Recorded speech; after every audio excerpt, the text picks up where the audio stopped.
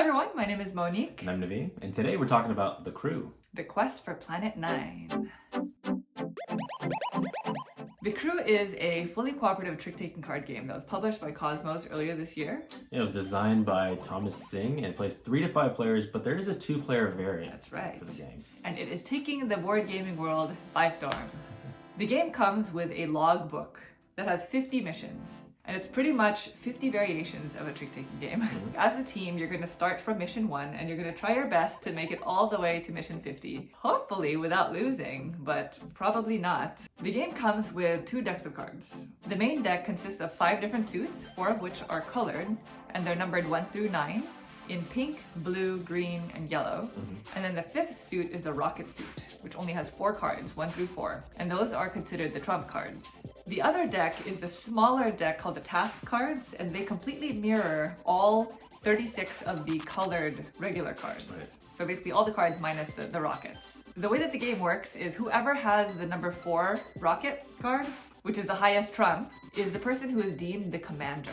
Starting with the commander, each person is going to take one of these task cards one by one until all the task cards have been divvied out. During that round, you are responsible for winning a trick that consists of the task cards that you took. But it gets a little bit harder than that. Because the game also comes with task tokens, and on certain missions, you have to complete those tasks in a specific order before you can move on. If you fail to do that, then you immediately lose the mission.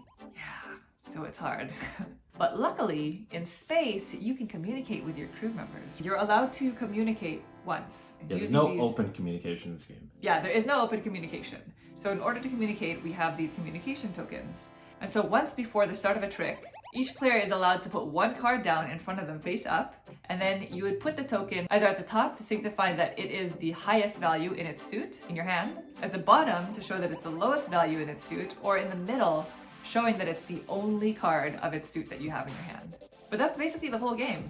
There are just 50 combinations of different kind of missions that you can go on with these task cards all in this one box. Exactly.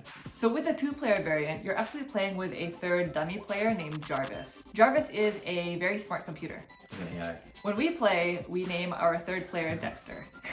But basically what you do is you're going to deal out a hand for the 3rd player. You're going to deal out 7 cards face down and 7 cards face up on top of those face down cards. Whoever is commander is actually going to be controlling that hand entirely. In order for you to get to the face down cards, you must play the top row first. It's funny to play as the non-commander because you know what you have and you can see what your 3rd player has, but you have no control over what the 3rd player's hand Correct, yeah, is going to over play. the AI. Nope. So like you can run into a situation where you're playing your cards and you're watching the commander just crash and burn. Crash and burn like that was not the right one. We're not getting to Planet 9. Yeah. So what do you think of this game? So I think the theme is absolutely ridiculous, but I love it. The theme is awesome. It's pretty entertaining. Like Yeah, when we it's play, we entertaining. get really into it. We'll read from the logbook. Congratulations. We'll just try to make it exciting and it's all good fun. Yeah, and of course the mechanics in this game, it's a trick-taking game. So if you like trick-taking games, this is right up your alley. If you don't, this you is don't, probably not going to make you like Pure trick-taking, that's what it is. Otherwise, we've played it at multiple player counts. It definitely gets harder with higher player counts. I can't imagine getting through 50 missions with 5 players. I don't know how far we'd get. And it's just fun because it's a big puzzle. You know, you're trying to figure out the most efficient way to complete these task cards. And even before the mission even starts, the part where you're selecting your task cards, that is already like a little game in itself. Right, right. Which order do you take the task cards in? Yeah, sometimes you see 2 cards out there, you're like, I need both of those, and I need it to survive to come all the way back around to me because I know I can win those 2 tricks. So just like in standard trick-taking games, the beauty in this game is deducing from your teammates. Like that kind of like silent communication. You can only communicate once. So the way that you play needs to communicate on its own. And that part is really fun. Yeah, and you have to be very observant of the cards that your teammates are playing. Right. Especially when somebody is maybe out of a certain suit. You have to recognize they are out of the suit. Okay, so we cannot expose them. Or, great, they're out of a suit now, we don't have to worry about them. Exactly. That's like that nonverbal communication that we're talking about. And like we were mentioning earlier, that the 2-player variant is not as interesting or difficult as, you know, higher player counts, but it's still really fun. It's really easy to get in and out of it. It's become like one of our new lunchtime games at the table.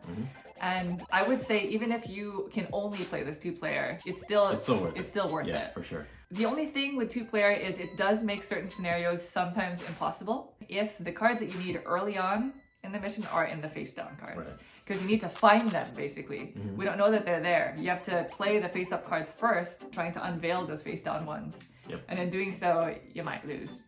But honestly, the game is so good. The game is so good, none of the negatives that we could ever think of would really matter to justify not playing this game. Totally. So we highly recommend The Crew. The Quest for Planet 9.